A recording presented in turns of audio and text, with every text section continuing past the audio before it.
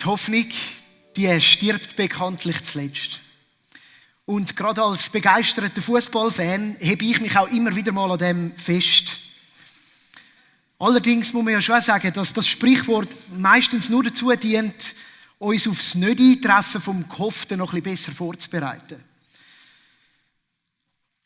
Wir machen noch ein bisschen einen Wechsel zu ernsthafteren Sachen im Leben. Ja, auf was hoffst du? Gerade jetzt oder auch im Ausblick auf die Zukunft? Der Jahreswechsel liegt ja noch nicht so weit hinter uns. Und rund um den Wechsel stelle ich mir auch die Frage, wie viele andere Menschen wahrscheinlich auch, was das neue Jahr wohl so alles mit sich bringen wird. Wir leben in bewegten Zeiten. Da bietet uns der Jahreswechsel die Chance, in einem gewissen Maß auch wie so ein neues Kapitel aufzuschlagen. Ein paar Anpassungen im Leben vorzunehmen, um vielleicht auch für die Zukunft wieder ein bisschen Hoffnung zu gewinnen.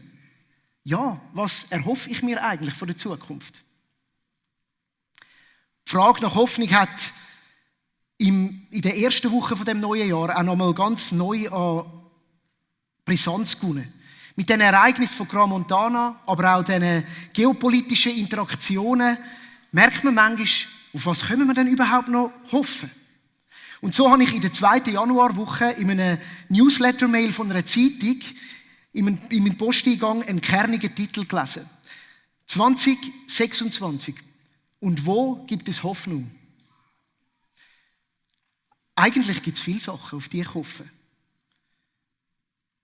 Ich würde sagen, grundsätzlich das Gelingen im Leben, Gesundheit für mich und meine Lieben, vielleicht auch die Erfüllung von einem vorgenommenen Meilenstein, das kann eine Ausbildung sein oder auch eine Weiterbildung. Aber natürlich auch friedvollere Zeiten auf unserem Globus. Und gerade bei dieser letzten Hoffnung kann man sich ja schon fragen, sollte man heutzutage überhaupt noch so Hoffnungen nähren? Oder ist es zu naiv und zu wirklichkeitsfern? Im Hoffnungsbarometer, einem Bericht, den die Universität St. Gallen jährlich publiziert, werden die Hoffnungen der Menschen in der Schweiz erfasst. Und der aktuelle Bericht zeigt, dass die 7-Jahres-Tendenz vom persönlichen Hoffnungsniveau weiterhin einigermaßen hoch ist, aber sinkend. Und etwas Spannendes, was ich dabei entdeckt habe, ist, dass ältere Menschen, möglicherweise gestärkt durch schon überwundene Herausforderungen und Krisen, tendenziell mehr Hoffnung haben. Hoffnung wird in dieser Studie einerseits als eine grundlegende, positive Haltung gegenüber der Zukunft beschrieben, die mitbestimmt, wie wir auf Situationen und auch gerade auf das Schwierige im Leben reagieren. Andererseits redet der Bericht davon, von persönlichen Hoffnungen. Und die zeigen sich in Zielen und in Wünschen, die wir fürs Leben haben. Der letztjährige Bericht aus dem 2025 hat dabei auch noch die Quellen genannt, aus denen wir unsere Hoffnungen nähren.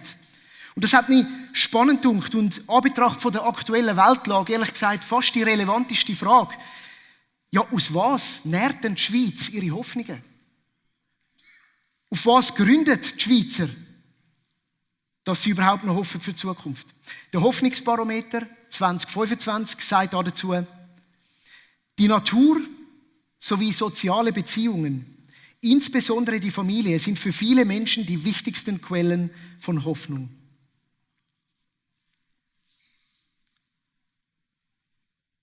Jetzt machen wir einen Szenenwechsel.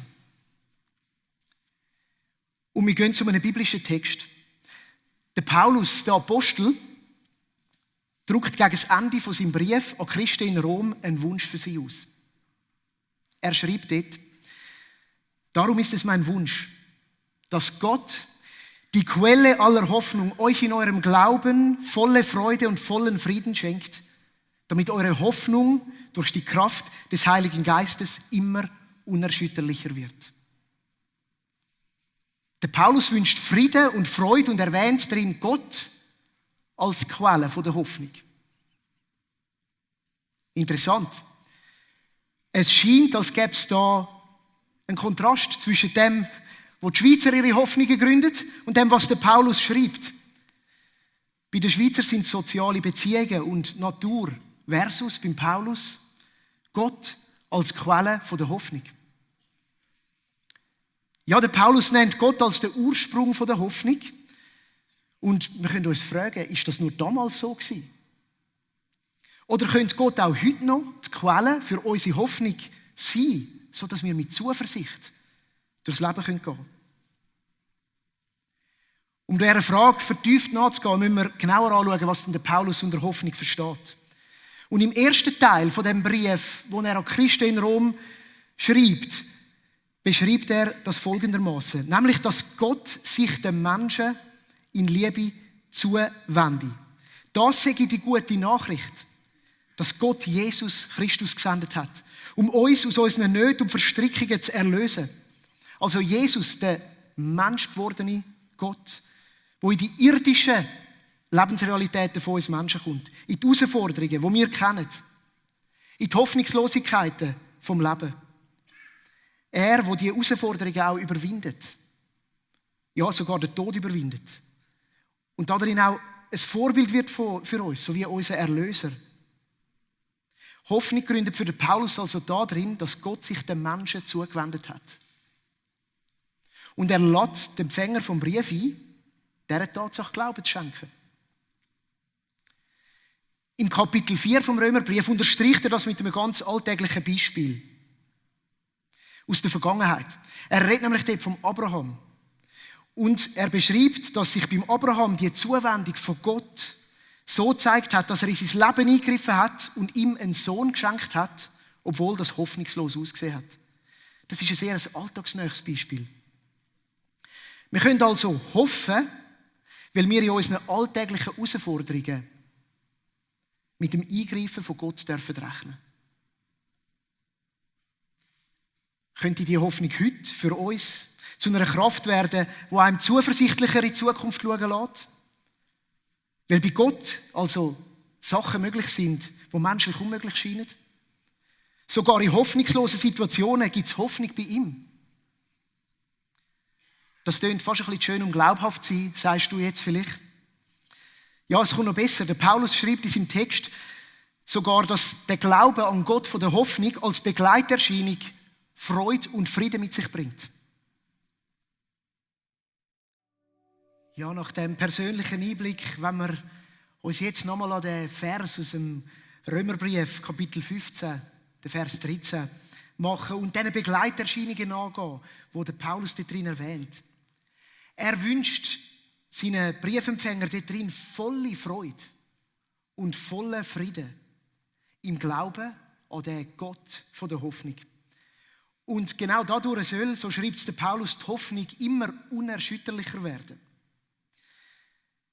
Glauben an einen Gott, der die Quelle von der Hoffnung ist, beinhaltet also Freude und Frieden. Das ist eine hoffnungsvolle Erfahrung, würde ich jetzt mal sagen. Und das wiederum soll genau dann auch die Hoffnung stärken. Und so, wenn wir dieser Frage nachgehen, wie wir dann jetzt Freude und Frieden in unserem Leben kultivieren können, sodass Stärke geschehen kann.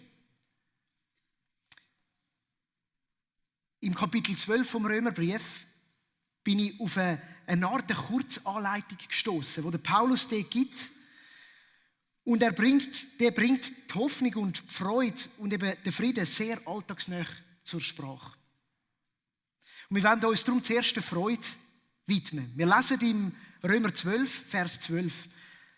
Lasst euch durch die Hoffnung zur Freude motivieren. Wenn ihr in Bedrängnis geratet, haltet aus. Lasst euren Alltag vom Gebet geprägt sein. Sich zur Freude motivieren lassen, heisst also für den Paulus, gerade wenn Bedrängnis und Herausforderung da ist, auszuhalten. Und als eine Hilfestellung nennt er das Gebet. Gebet bedeutet, mit Gott reden. Ihm die eigene Not ausdrücken. Und ihn bitten, dass er eingreift. Wann hast du dich das letzte Mal so an Gott gewendet? Und dann geht es weiter im Vers 13. Nehmt Anteil an den Notlagen anderer Menschen und seid gastfreundlich. Freude wird also gestärkt und kultiviert durch Gastfreundschaft, aber auch durch das Anteilnehmen, oder wir könnten sagen praktische Unterstützung. Durch unsere Hilfe sehen wir Freude bei anderen Menschen. Und es stärkt auch uns, weil wir dadurch etwas bewegen können und Wirksamkeit erfahren und auch erleben. Aber das Ganze hat auch einen inneren Anteil, der sich nicht nur in der Tat zeigt, sondern auf der Ebene vom Mitfühlen, in einer inneren Haltung. Darum heisst es im Vers 15 dann von dieser Kurzanleitung: Freut euch zusammen mit denen, die Freude erleben, und weint mit denen, die trauern. Teilt die Emotionen. Ich denke, das haben wir alle schon erlebt. Das stärkt einem. Wenn sich jemand mit einem freut, dann tut es doch richtig gut. Hast du sicher auch schon erlebt. Ich kenne auch das Gegenteil. Gerade wenn ich mich vielleicht in einer eher hoffnungslosen Situation an jemanden wende, zumeist ist das etwas Vertrautes, weil es braucht auch ein bisschen Mut. Ich weiss nicht, wie es dir dann geht, aber was mir dann am wenigsten hilft, ist, wenn die Person mir mit einem freundlichen Lächeln sagt: Weißt du was, mach dir einfach keine Sorgen. Es kommt im Fall schon gut. Ich fühle mich dann meistens in meiner Not nicht so ernst genommen. Und darum passt eben auch der zweite Teil. Brieket mit denen, die trauern. Es hilft da Mitgefühl, dass jemand meine Hoffnungslosigkeit wahrnimmt, mich ernst nimmt, mit mir darüber trauert und auch mit mir aushaltet. Die Erfahrung, dass jemand mit mir ist, in der Herausforderung, ist für mich heilsam und kann den Boden geben, dass neue Hoffnung für die Zukunft entstehen kann. Freut euch mit denen, die Freude erleben. Und brieket mit denen, die trauern. Im Vers 14 von dieser Kurzanleitung kommt dann auch der Friede zur Sprache, was so eine Begleiterscheinung von der Hoffnung ist. Wir lesen: Segnet die, die euch verfolgen, ja segnet und verflucht sie nicht. Was gibt es Friedvolleres, als Fluch mit Segen zu beantworten? Und ich bin mir bewusst, dass das enorm herausfordernd ist. Aber eben auch unglaublich stark. Segnen bedeutet, einem anderen gut zu wünschen. Und zwar in dem Kontext von dem Vers, denen, die einem selber nichts Gutes wünschen. Und, wie der Paulus dann in den folgenden Sätzen klar macht, soll sich auch diese Haltung nicht nur in einem Wunsch, sondern auch in der Tat zeigen. So weist er wenig später darauf hin, in den Versen 17 und 18, auf Rache zu verzichten und mit allen Menschen friedvoll zu leben. Die Kurzanleitung von Paulus ist sehr praktisch und sie soll Freude und Frieden in unserem Leben kultivieren. Also ehrlich gegenüber Gott und den Mitmenschen zu werden, Anteil nehmen aneinander. Aber auch den Frieden suchen, Segen aussprechen. Und das alles stärkt die Hoffnung bei uns und bei anderen.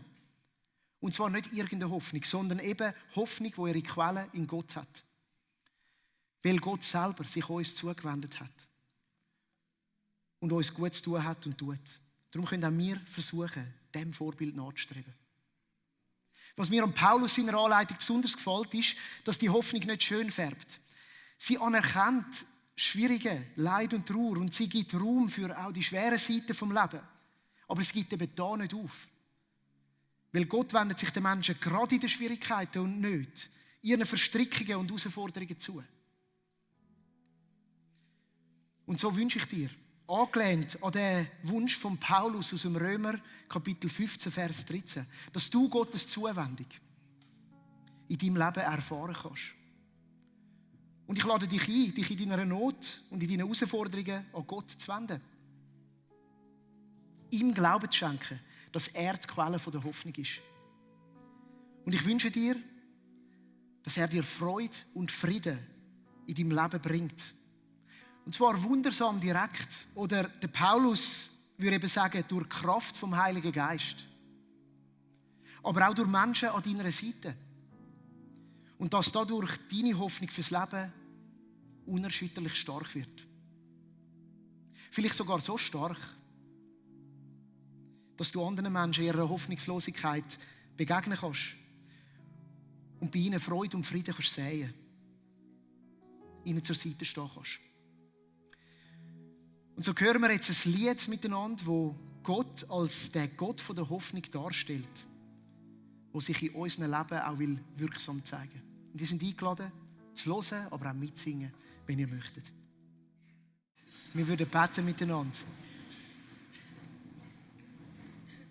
Wir möchten beten zu dem Gott von der Hoffnung. Ja, du grosser Gott von der Hoffnung, wir wenden uns an dich im Wissen, dass du dich uns zuerst zugewendet hast. Und wir danken dir dafür. Gott von der Hoffnung, wir möchten dir Glauben schenken. Und wir bitten dich, dass wir deine Zuwendung in unseren aktuellen Herausforderungen vom Leben dürfen erfahren. Gott von der Hoffnung, motiviere uns zur Freude in unserem Leben. Schenk sie uns. Wir sehnen uns nach Hoffnung in unseren Notlagen und wir möchten anderen Menschen auch zur Seite stehen da drin. Hilf uns da dabei. Und Gott von der Hoffnung, erfülle uns mit deinem Frieden. Einem Frieden trotz Herausforderungen. Einem Frieden, der unsere Beziehungen prägt. Einem Frieden, der in unserer Lebensrealität erfahrbar wird. Vater im Himmel, Jesus Christus, Heiliger Geist, wir danken für deine Hoffnung. Amen.